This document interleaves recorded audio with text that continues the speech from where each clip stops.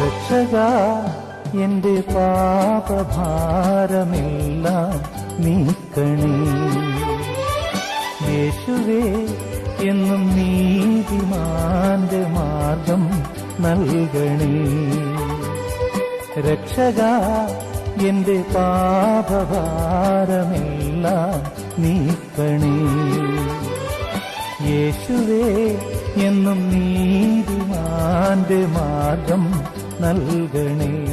ഇടയ വഴിയിൽ നീ അഭയമരുളൂ. രക്ഷകാ എന്റെ പാപഭാരമെല്ലാം